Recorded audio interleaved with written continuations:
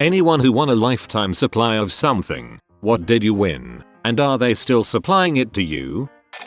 When I was a kid, Crayola was running a create a new color contest. If you won, your color went in one of their big boxes of crayons and you got a lifetime supply of crayons when they retire colors and make new ones. I made swamp green and won. They sent me a new big box of crayons 1-2 times a year and have been doing it for 20 plus years. That's pretty cool. Nothing like cracking open a fresh box of Crayola. Immediately my brain starts playing the Crayola factory piece from Mr. Rogers. Whoa, never thought I'd meet the creator of Swamp Green. It's an honor. Now if only we can meet the creator of the macaroni and cheese crayon. I have a lot of words to share. 6-year-old me has a particular bone to pick with whoever made Candy Apple Red. My god, you're him, her, you, my friend, our 3rd grade me's hero. While completing my swamp creatures assignment one day I simply had to find the correct color for the vegetation surrounding my crocodile and regular green just wouldn't do it. It was that day that I discovered your color, swamp green. It was perfect. Darker than regular green, but not dark enough to call it deciduous green. Not conifer green. Thank you sir/madam. Thanks to you, I completed my project with the coveted complete grade I knew I deserved. My sister won a lifetime supply of sour warhead candies, but they stopped sending them after a few years too. I think it was a blessing that they stopped actually. Man, I would have loved that as a kid. But rip your sister's mouth. Lifetime supply of red dots. I legit freaking hate red dots and they just sent me another supply this last weekend. I hate red hots. You can change your address to mine if you'd like. I like the idea that one day OP will move and not tell them. 4 years after a new person living there will receive a monthly package of red dots and have no idea why. I wonder how long it would take to go from this is hilarious to this is enraging. 6 months? Not a lifetime, but I won a year's supply of vitamin water. I was kinda freaking out, because it was supposed to be a couple pallets worth of water and I live in a very tiny apartment and also do not like vitamin water. When it finally got time for them to ship it out, they decided to just give me a $900 Visa gift card. Was pumped about that. Well hey, that's equivalent to 450 plus bottles of vitamin water, so you definitely got a year's worth if you drink 1 or 2 a day.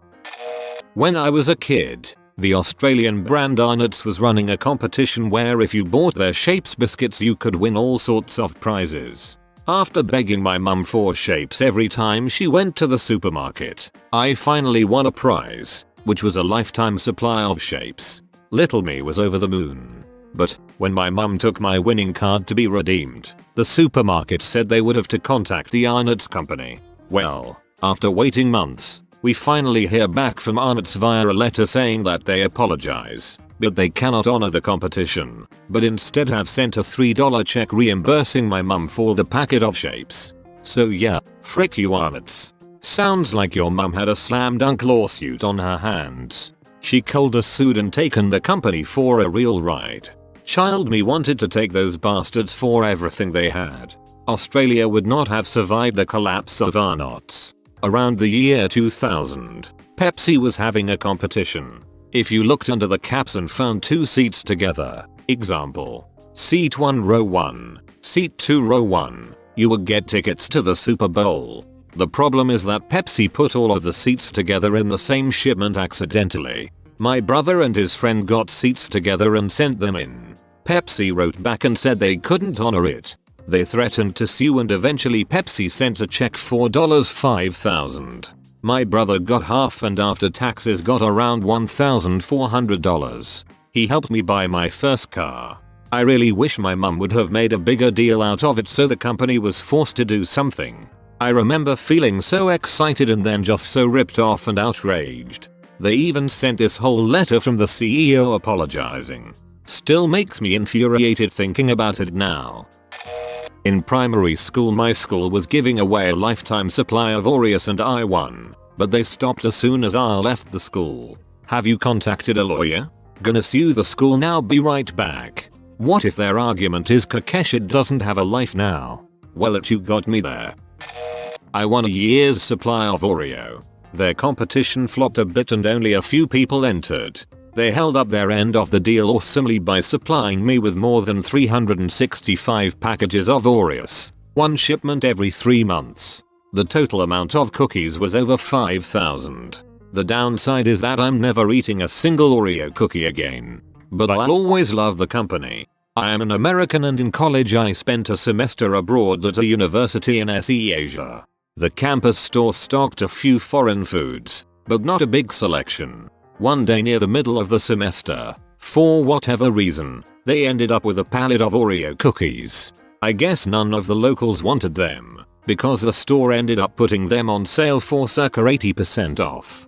Every American expat stocked up on 10 plus boxes of Oreos, including me, because by this point we were feeling homesick and they were a cheap reminder of home.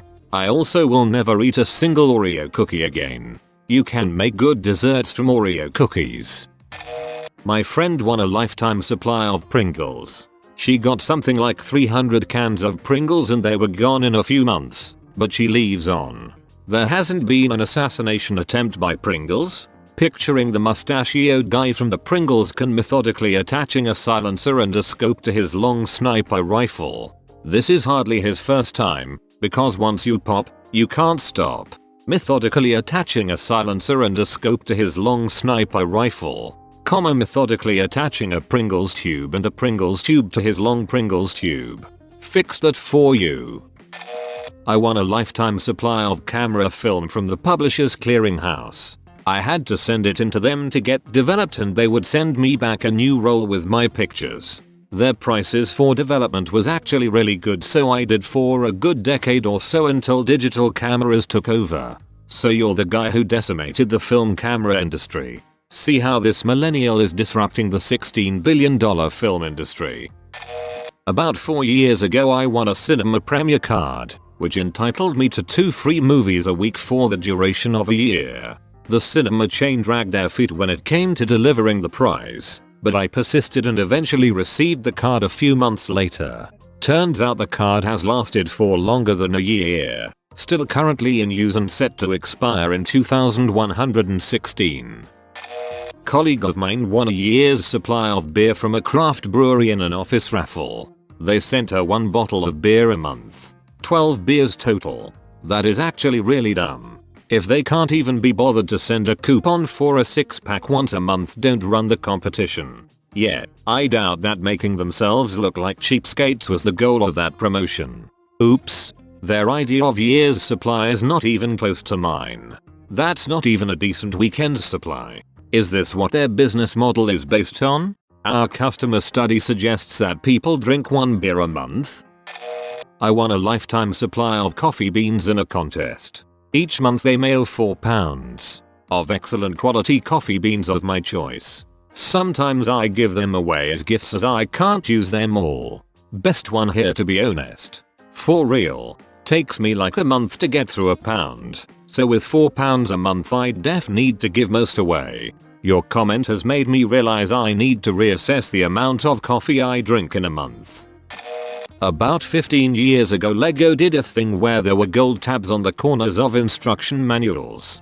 If you collected enough and mailed them in, you'd get a lifetime subscription to the magazine. My brother and I spent all our allowance on sets during that time and got enough to send in.